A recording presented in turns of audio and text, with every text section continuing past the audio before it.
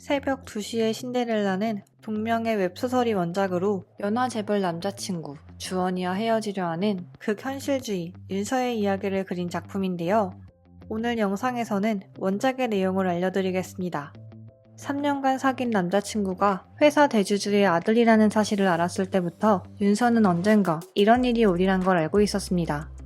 고급 한식집으로 윤서를 부른 주원이의 어머니 선주는 당연하게도 두 사람의 헤어짐을 종용했고, 이 로맨스의 끝이 어떨지 알고 있는 윤서는 말 한마디 덧붙임 없이 알겠다고 수긍하죠.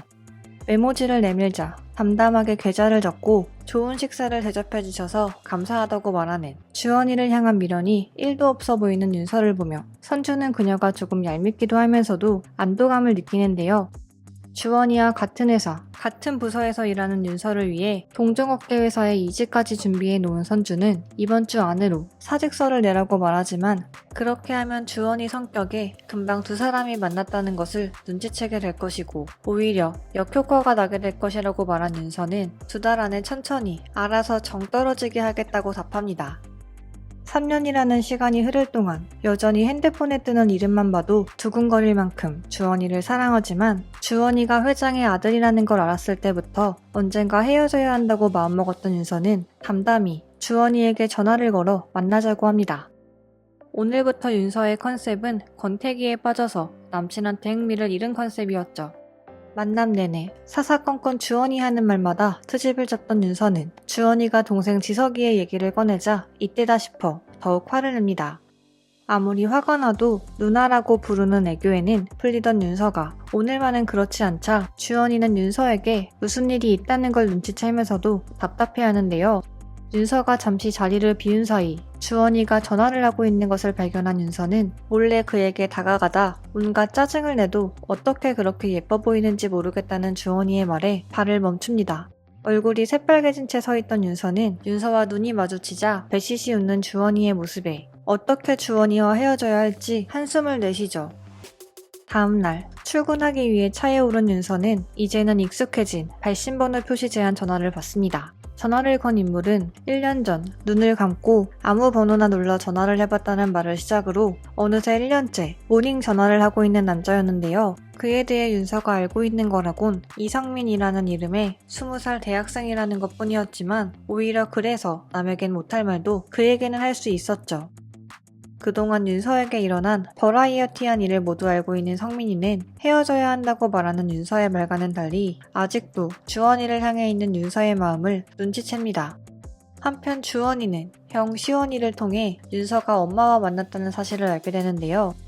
그제서야 윤서가 변한 이유를 깨달은 주원이는 윤서를 만나 불편하게 해서 미안하다는 말을 전하지만, 윤서는 이때를 틈타 두 사람이 헤어지는 이유는 우리가 맞지 않아서라는 현실적인 이유와 함께 돈을 받았다는 마지막 결정타를 날립니다. 윤서는 이제야말로 정말 주원이와 끝이라고 생각하죠. 그러나 윤서의 생각과는 달리 하루에 하나씩 윤서가 준 선물을 돌려주겠다고 말한 주원이는 윤서에게 매달리기로 결정했다고 말합니다. 그리고 주원이의 말대로 점심시간에 몰래 손잡기, 퇴근하는 윤서 기다리기로 윤서를 놀래키던 주원이는 이번에는 윤서에게 밥을 사달라고 하는데요. 지금까지 계산해보니 자신이 밥을 사준 횟수가 37번 정도 더 많았다며 그 횟수 동안 자신에게 밥을 사줘야 한다는 주원이의 말에 결국 백기를 든 윤서는 주원이의 말대로 정확히 37번 밥을 먹으며 서로에 대해 천천히 되짚어보자고 말합니다. 그럼 우리가 얼마나 다른지, 그게 얼마나 큰 차이인지 나중에 깨닫는 게 있을 거라고 하면서 말이죠. 그러나 주원이와 만남을 지속할수록 윤서는 주원이를 얼마나 사랑하고 있는지 깨닫게 되는데요. 윤서가 선주에게 돈을 받았던 이유 역시 혹시 주원이와 헤어지지 못할까봐 억지로 이유를 만들었던 것이었죠. 결국 윤서는 다른 핑계를 대며 주원이에게 다시 한번 이별을 고하고 약속대로 사직서를 냅니다. 이후 윤서에게는 새로운 인연이 찾아오는데요. 1년 동안 전화로만 대화하던 수수께끼의 남자 성민이었습니다.